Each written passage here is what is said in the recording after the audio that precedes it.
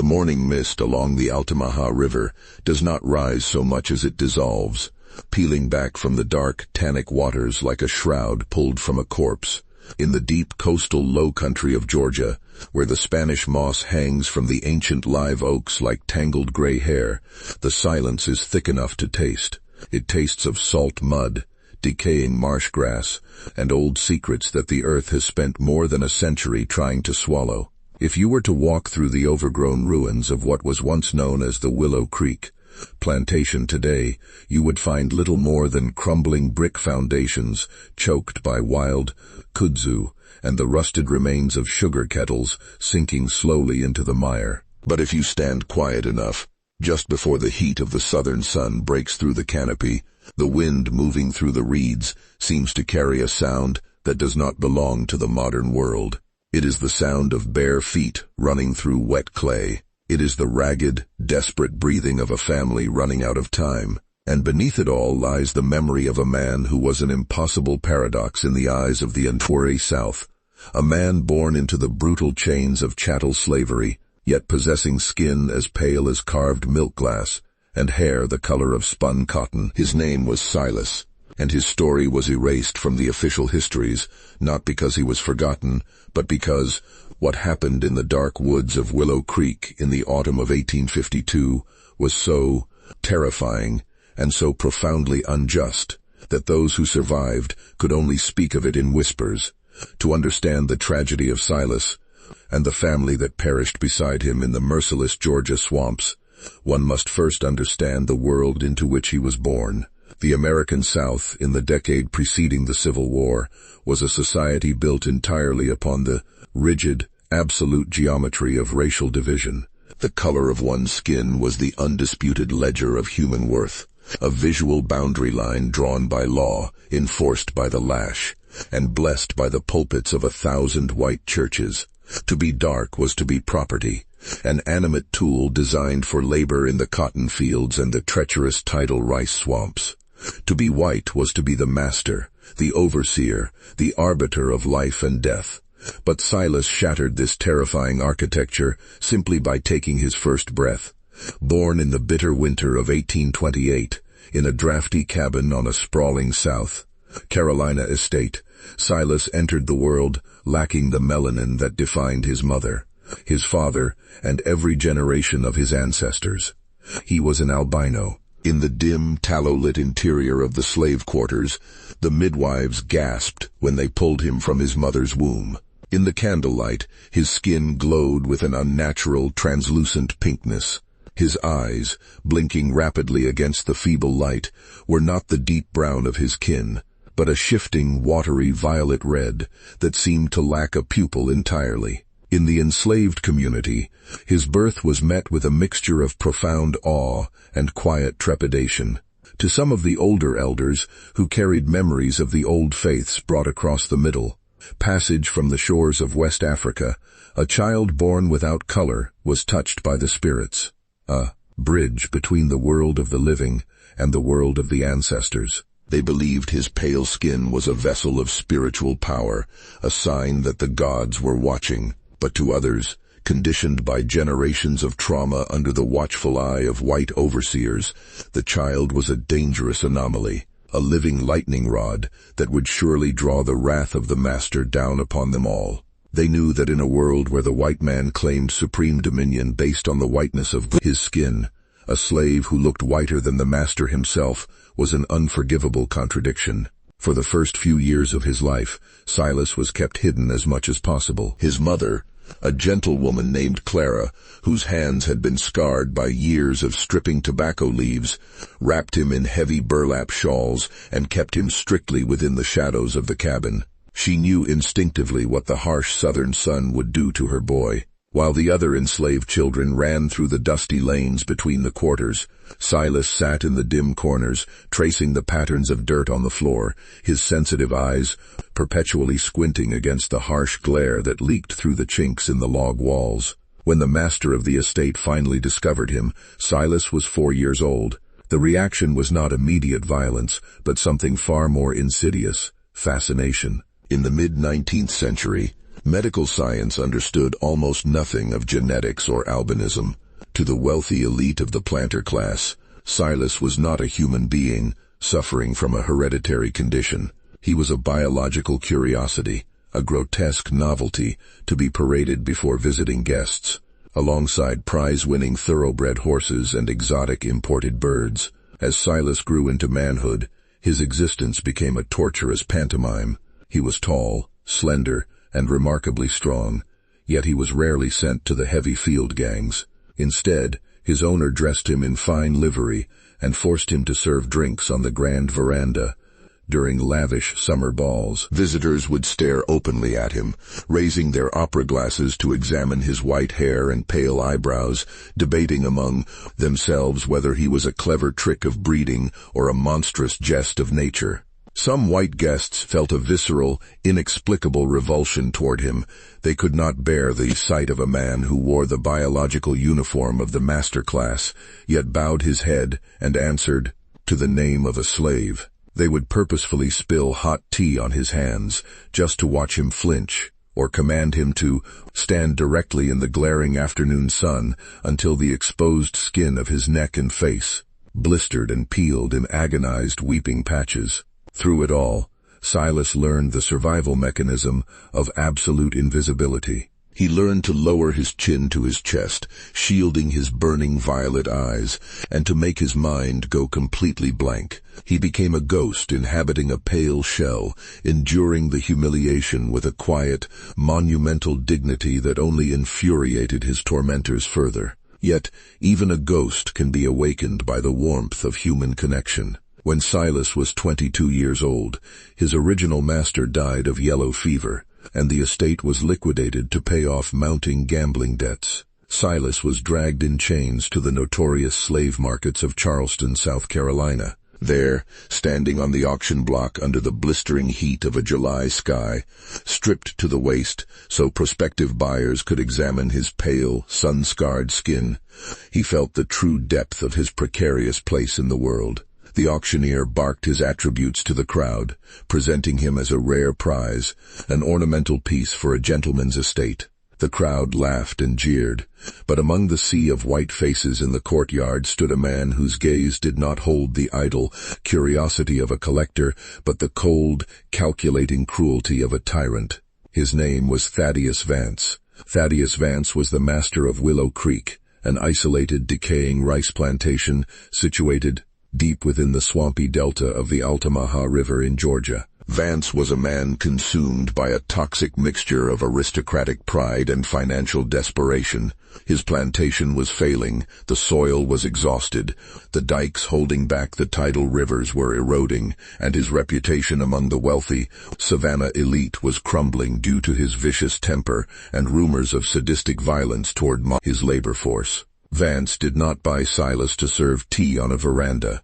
He bought Silas because he looked upon the pale, trembling man on the auction block and saw the ultimate exercise in absolute power. Vance was a man who hated the world for failing to recognize his greatness, and in Silas he saw a creature upon whom he could enact a daily, physical revenge against the very concept of humanity. To Vance, owning a white-skinned slave was the ultimate assertion of dominance, a visual proof that he was a god on his own land, capable of enslaving anyone, regardless of how they looked. The journey to Willow Creek was a descent into a green, humid hell. Silas was chained to the floor of a flatboat that drifted down the coastal waterways, passing through miles of impenetrable cypress swamps, teeming with water moccasins and alligators. When they finally arrived at the plantation, Silas stepped ashore onto a landscape that felt like the end of the earth. The air was suffocating, thick with the stench of stagnant water and the buzzing of malaria-carrying mosquitoes. The slave quarters at Willow Creek were miserable, rotting shacks built on low ground that flooded with every high tide. The enslaved people there were gaunt, silent, and moved with the slow, measured caution of those who lived under constant threat of severe physical harm. Governing them alongside Thaddeus Vance was his overseer, Caleb Briggs, a brute of a man with a scarred jaw and a bullwhip permanently coiled at his belt.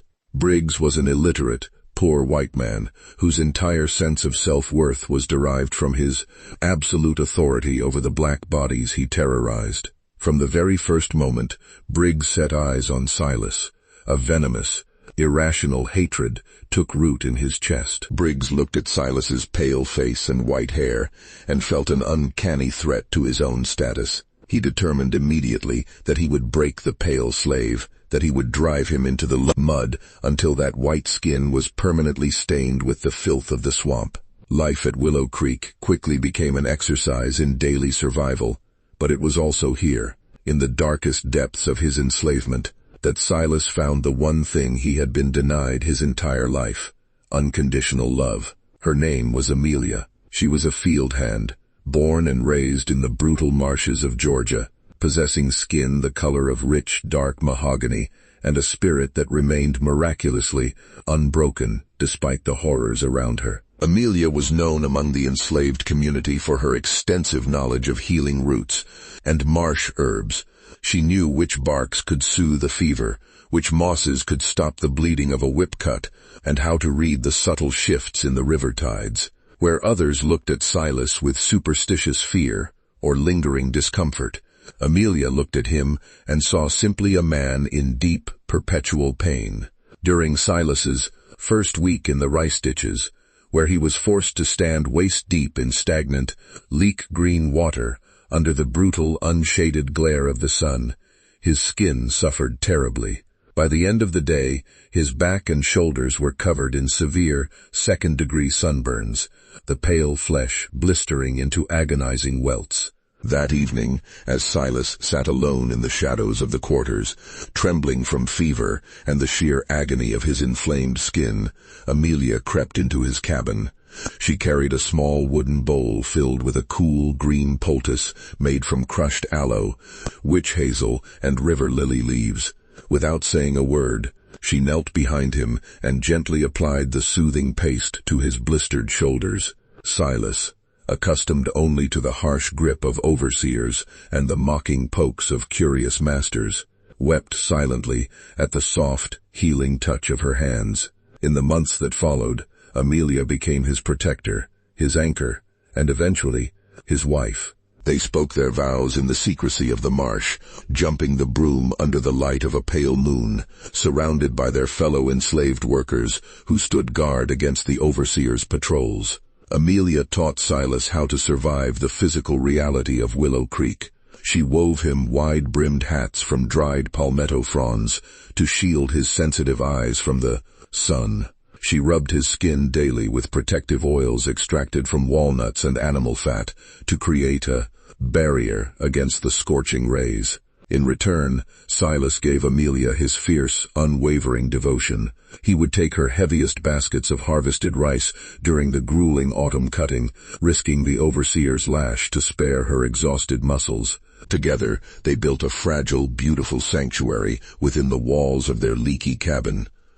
A tiny world of warmth and mutual respect that defied the dehumanizing machinery of the war plantation surrounding them. 2 years after their union, their sanctuary was blessed with new life. Amelia gave birth to a son. They named him Jonah. To Silas's immense relief, little Jonah inherited his mother's rich, dark complexion and deep brown eyes. Silas held his newborn son in his calloused, pale hands and felt a profound swell of pride and terror. Jonah was perfect.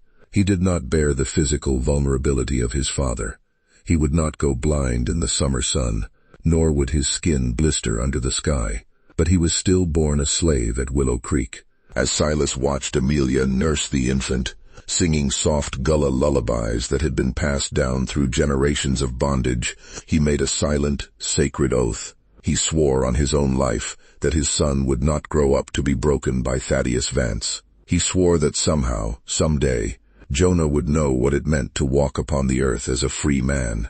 However, the birth of little Jonah did not go unnoticed by the Grand House, and it served to accelerate the twisted psychological decay of Thaddeus Vance. Vance's financial situation had deteriorated from precarious to catastrophic. A succession of devastating hurricanes had flooded his primary rice paddies with salt water, ruining the crops and drowning his livestock. Creditors were circling Savannah like vultures, threatening to foreclose on Willow Creek and auction off every single asset, including the human beings who worked the land. Vance began to drink heavily, locking himself in his dark library for days on end, fueling his paranoia and feeding his darkest impulses. When he emerged, he was a man looking for someone to punish for his own failures, and his eyes fell inevitably upon Silas and his young family. Vance had always viewed Silas as his personal psychological trophy, but seeing the pale man experiencing the simple, human joy of fatherhood drove the master into a jealous, vindictive rage. Vance could not abide the idea that a piece of his property, especially one he viewed as a biological freak, could possess a happiness that he, the wealthy master, lacked. Furthermore, Overseer Briggs had been whispering poison into Vance's ear. Briggs complained constantly that Silas was bad luck, that the pale slave's unnatural presence on the plantation was the true cause of the blighted crops and the devastating storms. Briggs wanted Silas gone, or better yet, he wanted permission to destroy him entirely. The turning point of the tragedy arrived on a sweltering afternoon in late September 18 Fort House, 52. Little Jonah was now nearly 2 years old, a toddler who had begun to take his first unsteady steps in the dirt outside the quarters. The rice harvest was at its absolute peak, requiring back-breaking labor from dawn until midnight. The air was thick with the dust of threshed grain and the oppressive, suffocating heat of an Indian summer. Silas was working in the threshing yard, his vision blurred by sweat and the blinding reflection of the sun off the hard-packed clay. Despite the palmetto hat Amelia had made him, his violet eyes were burning with intense pain, rendering him nearly blind in the bright daylight. Thaddeus Vance and Caleb Briggs rode into the threshing yard on horseback, their boots dusty, their faces flushed with cheap whiskey and malice. Vance sat atop his mare, surveying the exhausted workers with a sneer of utter contempt. Suddenly, his gaze locked onto Amelia, who had strapped little Jonah to her back with a cloth shawl so she could continue winnowing the rice. Vance signaled to Briggs. The overseer dismounted, his heavy leather boots crunching in the grain, and strode directly toward Amelia. Without warning, Briggs reached out and violently grabbed the shawl, ripping little Jonah from his mother's back. The child screamed in terror, dangling by his arm from the overseer's massive, scarred hand. Amelia cried out, dropping her winnowing basket and lunging forward to protect her son. Briggs swung his free arm, striking her across the face with the back of his hand and sending her sprawling into the dirt. Through his sun-blinded haze, Silas heard his wife scream and the terrified wails of his son. The carefully constructed invisibility, the decades of suppressed rage, the ghost-like endurance that had kept him alive for 24 years, vanished in a single, blinding heartbeat. Silas did not think of the consequences. He did not think of the law, the whip, or the noose. He thought only of his family. With a primal, guttural roar that shocked everyone in the yard, Silas leaped across the threshing floor. He threw his entire weight into Caleb Briggs before the overseer could draw his pistol or uncoil his whip. The two men crashed to the ground in a cloud of dust and scattered rice. Briggs dropped the child, and Amelia scrambled forward, snatching Jonah to her chest and scrambling backward. Silas, driven by a desperate superhuman strength born of pure paternal instinct, pinned the heavier overseer to the earth, his pale hands locking around Briggs's throat. For a few terrifying seconds, the entire plantation stood frozen in absolute shock. No one had ever seen an enslaved person lay a hand upon a white overseer. It was the ultimate crime, an act of rebellion that carried only one mandatory sentence under the laws of the South: death by public execution. It was Thaddeus Vance who broke the spell. The master drew his heavy riding crop and brought the lead-weighted handle down with sickening force onto the back of Silas's skull. Silas collapsed, his vision exploding into sparks before fading into blackness. When he regained consciousness minutes later, he was bound tightly to the heavy whipping post in the center of the yard. His shirt had been torn away, exposing his pale, blistered back to the merciless sun.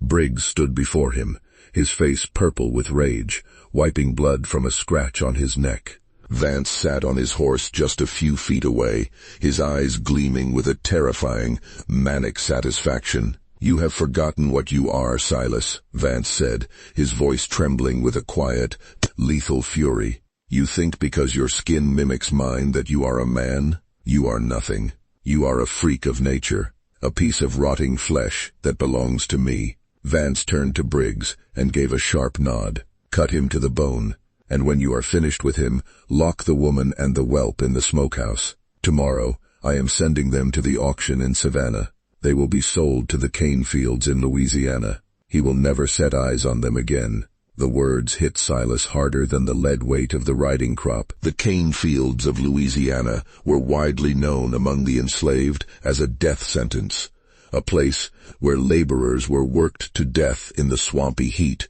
within a few short years. To be separated from Amelia and Jonah, to know they would suffer and die in the deep South alone, was an agony he could not bear. Then the whip fell. Briggs put every ounce of his humiliated rage into the lash. The bullwhip cracked through the humid air, biting deep into Silas's pale, fragile skin. Silas bit through his lower lip to keep from screaming, refusing to give Vance the satisfaction of his cries. Blood, startlingly bright against his white flesh, ran down his back and soaked into the waistband of his trousers. By the 15th lash, Silas was barely conscious, hanging by his wrists from the iron rings. Amelia, held back by 2 armed plantation guards, screamed his name until her voice hoarsely gave out, her tears falling onto the dark hair of little Jonah, who buried his face in his mother's neck. When the brutal punishment was finally over, Silas was cut down and left bleeding in the dirt. Amelia and Jonah were dragged away and locked inside the heavy, windowless brick smokehouse at the edge of the property. Night fell over Willow Creek, bringing with it a heavy, suffocating darkness and the distant, threatening rumble of thunder from an approaching coastal storm. Silas lay in the dirt of his cabin, where fellow enslaved workers had carried him. His back was a landscape of shredded flesh and agonizing fire. Every breath felt like inhaling broken glass. But as the hours passed, and the camp sank into the uneasy silence of midnight, a singular, cold resolve crystallized in Silas's mind. They were going to die anyway. If he stayed, he would be executed for striking the overseer, and his wife and son would be sold into the hell of the sugar plantations. There was nothing left to lose. There was only one path remaining: flight into the impenetrable depths of the Altamaha swamps. Midnight brought the storm. It was a violent southern tempest, the sky ripping open with blinding sheets of lightning and wild torrential rain that turned the dusty lanes of the plantation into churning rivers of mud. The thunder roared with enough force to rattle the teeth in one's skull. It was the cover they desperately needed. Despite the excruciating pain in his back, Silas forced himself to stand. His legs trembled violently, but the adrenaline of absolute desperation kept him upright. An elderly enslaved man named Isaac, who had witnessed the brutality in the yard, slipped into the cabin. In his hands, Isaac held a heavy iron crowbar stolen from the blacksmith's shed and a small burlap sack containing dried cornmeal and flint. Isaac looked into Silas's shifting violet eyes and nodded solemnly. "The river is running high," the old man whispered over the roar of the rain. "The water will wash away your scent from the hounds. Go deep into the cypress, Silas. Go where the white men fear to tread." Silas took the crowbar and slipped out into the howling storm. The rain felt like needles against his shredded back, but the cold water also helped to numb the blazing agony of his wounds. He crept through the shadows, avoiding the swinging lanterns of the drunken guards who had sought shelter on the covered porches of the main house. He reached the heavy oak door of the smokehouse. The iron padlock was thick and rusted. Silas wedged the tip of the crowbar into the hasp, bracing his boots against the slippery brick wall. He closed his eyes, summoning every remaining ounce of strength from his battered body, ignoring the tearing sensation in his back as his muscles strained. With a sharp, metallic snap that was swallowed instantly by a crack of thunder, the padlock broke free. He pulled the door open. In the pitch blackness of the interior, he heard a sharp gasp of fear. "Amelia," he whispered hoarsely. Out of the darkness, soft hands found his face. Amelia pulled him to her, feeling the wet, blood-soaked bandages on his back, and letting out a stifled sob of grief and relief. Little Jonah was asleep in her arms, exhausted by the trauma of the day. There was no time for words. Silas took Amelia's hand, and together they stepped out into the tempest, turning their backs on the slave quarters of Willow Creek forever, and plunged directly into the wild, untamed wilderness of the Georgia Low Country. The Altamaha River Basin is one of the largest river deltas on the Atlantic coast, a vast, labyrinthine wilderness of shifting tidal creeks, deep freshwater marshes, and ancient cypress swamps. It is a place of profound, haunting beauty, but it is also an unforgiving, deadly environment for the unprepared. To enter the deep swamp at night, during a violent thunderstorm, was an act of sheer desperation. But for Silas and Amelia, the treacherous marsh was far more merciful than the white men they left behind. For the first few hours, they pushed through the waist-deep waters of the flooded rice fields, purposefully staying in the water to ensure the plantation bloodhounds would not be able to outcatch their scent. Silas led the way, using the heavy iron crowbar as a walking staff to probe the dark water ahead for submerged logs, sinkholes, and the deadly, sluggish forms of sleeping alligators. Amelia followed close behind, holding little Jonah high above the waterline, her muscles burning with exhaustion as she fought against the suction of the thick, blue marsh mud. Silas's vision, usually so handicapped in the sunlight, was remarkably sharp in the dim, stormy darkness. His albino eyes, adapted to the shadows, navigated the treacherous terrain with surprising accuracy, picking out the pale trunks of the cypress trees and the subtle currents of the deep channels. By dawn, the storm had broken, leaving behind a thick, steamy fog that clung to the surface of the water like wool. They had reached the edge of the deep swamp, several miles from the plantation boundaries. Here, the earth dissolved entirely into a maze of towering bald cypress trees, their massive, fluted bases rising from dark, tea-colored water. Spanish moss hung in dense curtains, obscuring the sky, and creating an eerie, perpetual twilight. They found a small, elevated hammock, a raised patch of dry ground covered in ferns and wild palmetto, and collapsed into the damp earth. Silas lay on his stomach, his breathing shallow and ragged. The rain had washed away the protective herbal salves Amelia had applied days before, and his open whip wounds were now infected, inflamed, and seeping yellow pus. His skin, exposed to the elements during the night's escape, was raw and shivering with fever. Amelia immediately went to work. She set Jonah down in the soft ferns, giving him a handful of dried cornmeal to chew on, and began to search the edges of the hammock. She gathered sphagnum moss to pack into Silas's bleeding wounds and plucked the leaves of wild willow trees, chewing them into a bitter paste to feed to her husband to bring down his raging fever. As she worked over him, Silas reached out and took her dark hand in his trembling, pale fingers. "We made it to the trees," he whispered, his voice cracking with dehydration. "Jonah, is he all right?" Amelia looked over at their son, who was quietly watching a bright green dragonfly hover over a fern. "He is safe, Silas," she said, tears cutting clean lines through the dried mud on her cheeks. "He is breathing free air." But their freedom was entirely illusory, a fleeting pause in a terrifying hunt that had already begun. Back at Willow Creek, the discovery of the broken smokehouse lock at sunrise had driven Thaddeus Vance into a state of absolute, unhinged madness. To Vance, the escape of Silas was not merely the loss of valuable property. It was a devastating humiliation, a direct existential challenge to his authority. If a slave, especially the pale freak he had boasted of owning, could successfully escape his clutches, his reputation in the South would be entirely ruined. He would be the laughingstock of Savannah. Vance swore before God and his assembled overseers that he would bring Silas back alive to hang him in front of the entire county, or he would leave his pale corpse to rot in the bellies of the swamp buzzards. Vance assembled a heavily armed posse consisting of Caleb Briggs, several neighboring plantation owners, and a professional slave catcher named Hiram Gorse, who had brought a pack of vicious, specially trained Cuban bloodhounds.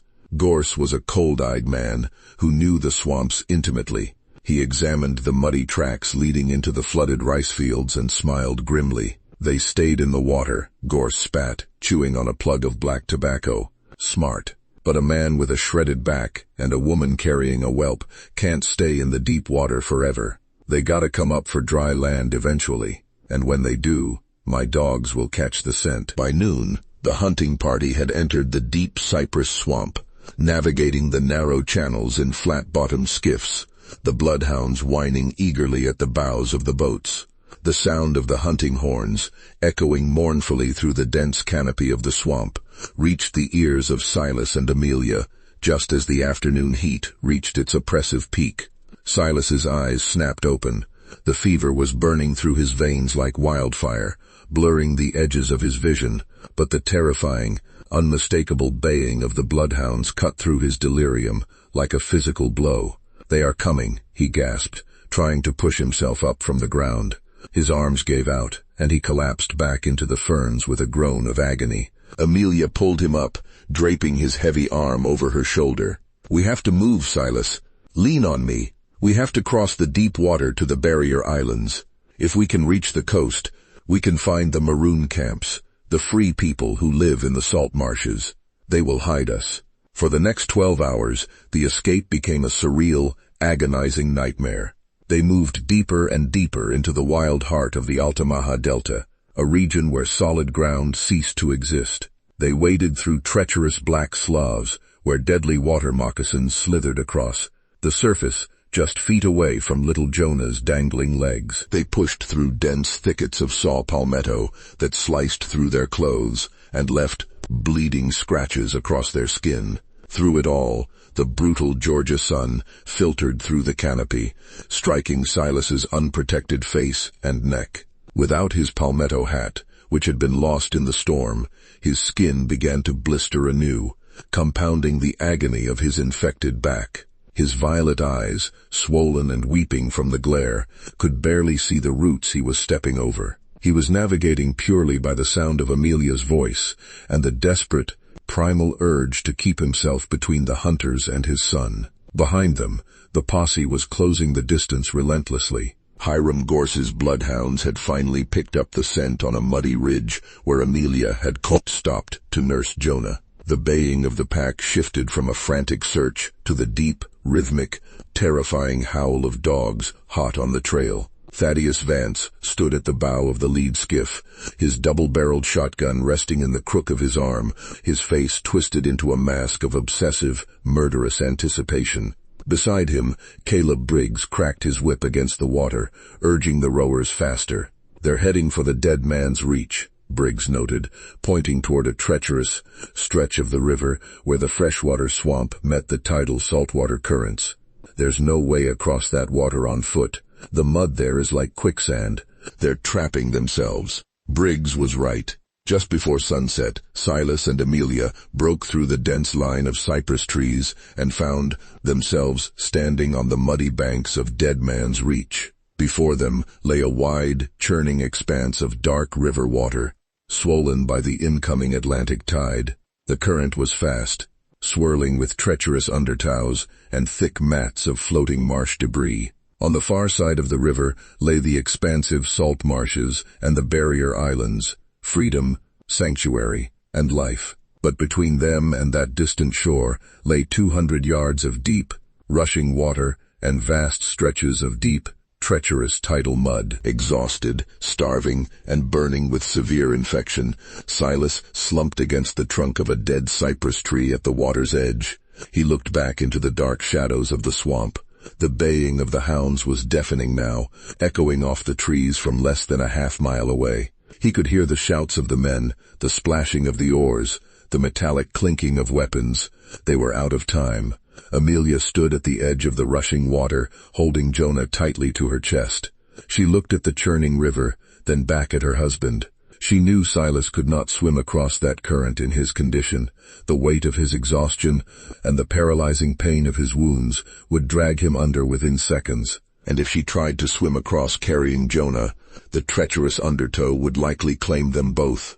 They were completely cornered. "Amelia," Silas said. His voice was suddenly very calm, stripped of the frantic desperation that had fueled their flight. He reached out and gently touched little Jonah's cheek. The child looked at his father with wide, dark eyes, sensing the profound gravity of the moment. Silas looked into Amelia's eyes, the deep, beautiful dark eyes that had offered him the only sanctuary he had ever known in a cruel world. "You have to take the boy," Silas whispered. "You have to wade out to the sandbar in the middle of the reach. The current is shallower there. I will stay here. I will draw the dogs and the men to the southern ridge. I will give you the time to cross." "No," Amelia sobbed, shaking her head violently, her tears falling fast onto Silas's pale hands. "No, Silas, we stay together. We live together or we die together. I will not leave you to those beasts. Amelia, listen to me." Silas gripped her shoulders, his watery violet eyes burning with a fierce, monumental intensity. "Our son was born a slave, but he does not have to die one. If they catch us all, they will kill me, and they will put him in chains for the rest of his life. He will live the life I lived. He will be beaten, humiliated, broken. You must save him. Let my life mean something. Let my blood buy his freedom." The sound of crashing brush and the frantic barking of the bloodhounds erupted just a few hundred yards deep in the woods. There were only seconds remaining. Amelia looked at her husband, recognizing the absolute, unbreakable resolution in his face. It was the ultimate, heartbreaking sacrifice, a man giving up his own body to shield the future of his family. She pressed her lips to his pale, blistered forehead in a kiss of profound, eternal love. "I will tell him every day," she whispered, choke-voiced. "I will tell him of his father, the bravest man in the world." Amelia turned and stepped into the dark, rushing waters of Dead Man's Reach, holding little Jonah high above her head as she fought her way toward the distant sandbar. Silas watched her go for one precious heartbeat, watching the dark water swirl around her waist. Then he turned to face the swamp. He gripped the heavy iron crowbar in both hands, standing tall and proud on the muddy bank. He did not hide his white hair. He did not shield his pale face from the fading light of the setting sun. He stood as a beacon, a target, drawing the full weight of the master's wrath toward himself. The bloodhounds burst from the tree line first, a pack of 5 massive, snarling beasts with teeth bared and eyes wild with the scent of blood. They charged across the muddy bank directly toward Silas. Silas did not flinch. As the lead hound leaped at his throat, Silas swung the heavy iron crowbar with devastating force, shattering the animal's skull in midair. He spun, striking a second dog across the ribs and sending it yelping into the river. But he was only one man, weakened by fever and blood loss. The remaining dogs lunged, sinking their teeth into his legs and arms, dragging him down into the thick, black marsh mud. Silas fought with primal fury, using his bare hands and the crowbar to keep the snapping jaws away from his throat, roaring his defiance into the gathering twilight. Then came the men. Thaddeus Vance, Caleb Briggs, and Hiram Gorse burst through the ferns, their guns leveled. Seeing Silas covered in mud and blood, actively fighting off the pack of prize hounds, drove Vance into a state of absolute ecstatic frenzy. "Pull the dogs off," Vance screamed, leaping from his boat onto the bank. "Pull them off. He is mine. I will finish him." Gorse cracked his whip, calling the remaining dogs back. Silas struggled to his knees in the deep mud, his breath coming in ragged, bloody gasps. His clothes were shredded, his pale skin torn and bleeding from a dozen dog bites, his back a ruin of infection. Yet, as he looked up at Thaddeus Vance, who stood over him with his shotgun aimed directly at his chest, Silas did not show a single trace of fear. He looked past Vance, out toward the river. In the dim twilight, he could see Amelia. She had reached the shallow sandbar in the middle of the reach. She was wading through the knee-deep water toward the far shore. They were almost safe. Vance noticed the direction of Silas's gaze. The master looked out across the dark water and squinted. Through the mist, he spotted the dark silhouette of Amelia carrying the child, struggling through the mud of the far bank. "Briggs!" Vance screamed, his face twisting into a mask of pure malice. "The woman, she's crossing the reach. Shoot her. Bring her down." Caleb Briggs raised his heavy rifle, stepping to the absolute edge of the muddy bank to take aim at the distant silhouette of Amelia. Silas knew that Briggs was a deadly shot. At that distance, the heavy lead ball would easily pierce Amelia's back or strike little Jonah. The sacrifice would be for nothing. In that singular, defining microsecond, Silas summoned the very last drop of life force remaining in his mortal frame. He did not try to run. He did not try to plead. With a terrifying, silent spring, Silas launched himself from the mud, directly at Caleb Briggs. He hit the overseer just as Briggs pulled the trigger. The rifle exploded harmlessly into the sky, the shot echoing across the vast salt marshes. But the sheer momentum of Silas's desperate tackle carried both men backward, not onto the solid bank, but directly off the treacherous, undercut ledge of the riverbank. They crashed into the dark, churning waters of Dead Man's Reach, and standing right beside Briggs, completely caught up in the violent collision, was Thaddeus Vance. Vance lost his footing on the slick, collapsing clay. With a scream of shock and terror, the master of Willow Creek tumbled headfirst into the raging river alongside his slave and his overseer. What happened next was a terrifying demonstration of the absolute indifference of nature. The riverbank at Dead Man's Reach was not solid earth.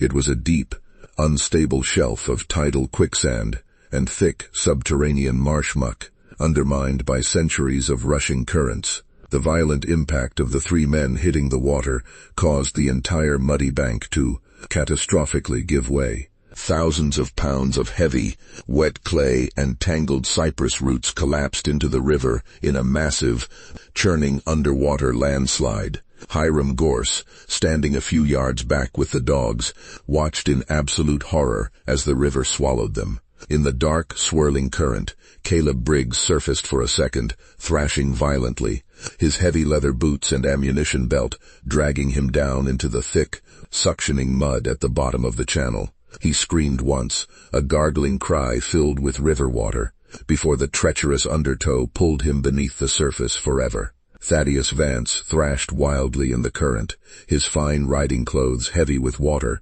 his frantic hands clawing at the floating debris. He caught hold of a submerged cypress root, his face pale with absolute mortal terror.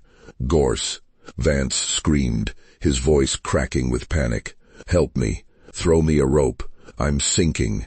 Gorse scrambled to the edge of the remaining bank, frantically trying to uncoil a mooring line from the skiff. But as Vance clung to the root, another figure rose from the dark water right beside him. It was Silas. Silas's pale face was covered in dark river mud, his white hair plastered to his skull, his violet eyes wide and utterly calm.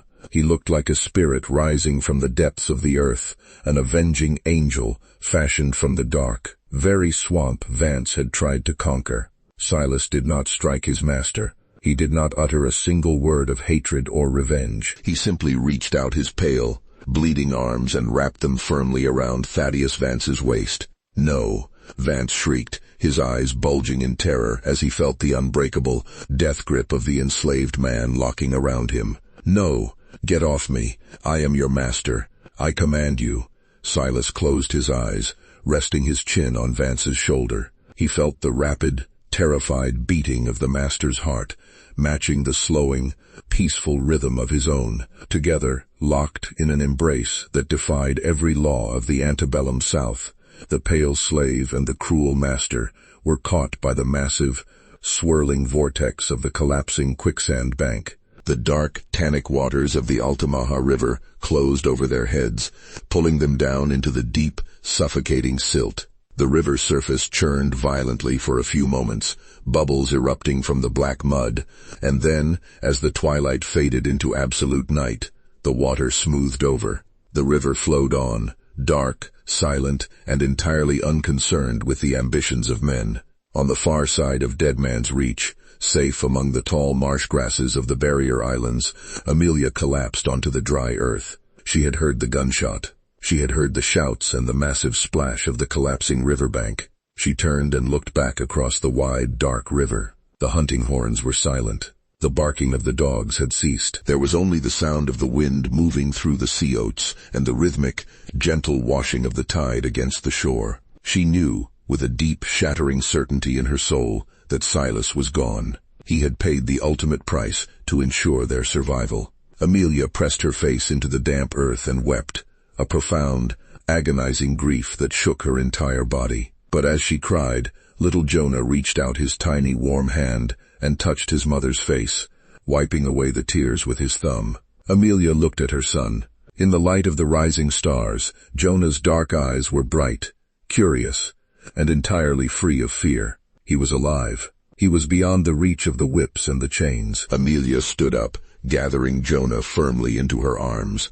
She turned her back on the dark river and walked southward, deep into the uncharted wilderness of the Georgia coast, where the secret communities of escaped enslaved people lived in defiance of the surrounding world. She survived. Jonah survived. And through them, the memory of Silas lived on, not in the written ledgers of the slaveholders, but in the oral histories passed down by the firelight, a sacred story of a pale man with a giant's heart who brought down a tyrant to save his family. As for the Willow Creek plantation, the aftermath of that fateful night in 1852 was swift and absolute. The disappearance of Thaddeus Vance and Caleb Briggs left the estate in complete administrative chaos. Creditors descended upon the property within weeks, seizing the remaining assets. But without leadership, and faced with the mounting destruction of the coastal storms, the plantation was deemed entirely unprofitable. The remaining enslaved people were auctioned off to other estates, scattering the witnesses to the tragedy across the South.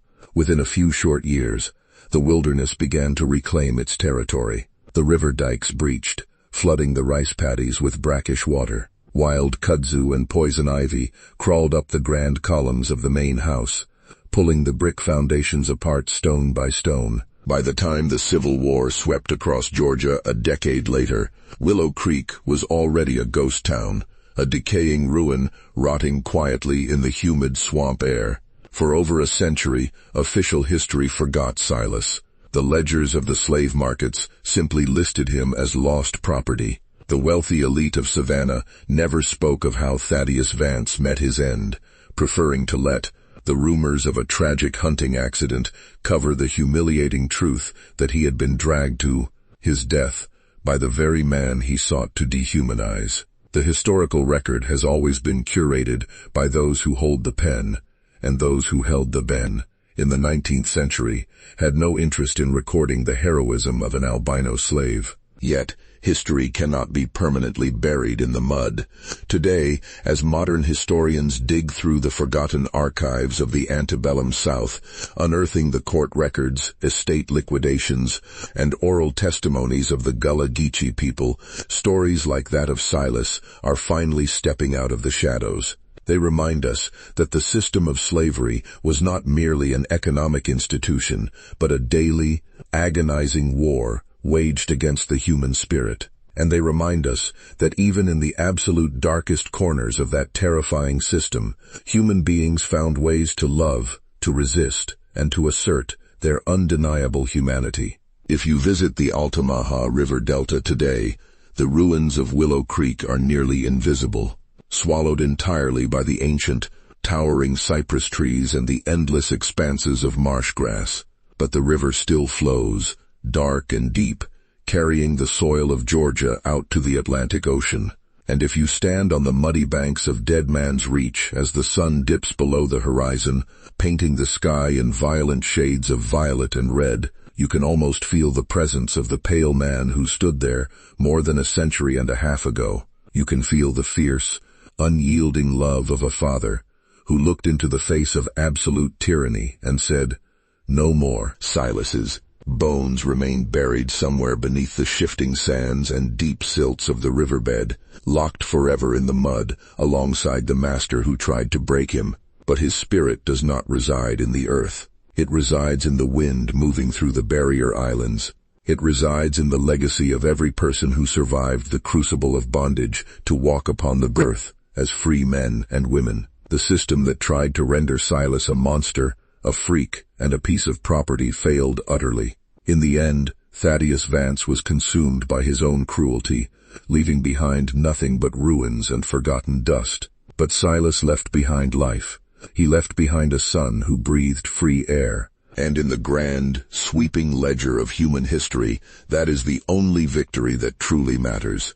What would you have done, standing on that muddy bank in the gathering darkness, facing the hounds and the guns? Would you have had the courage to stand your ground?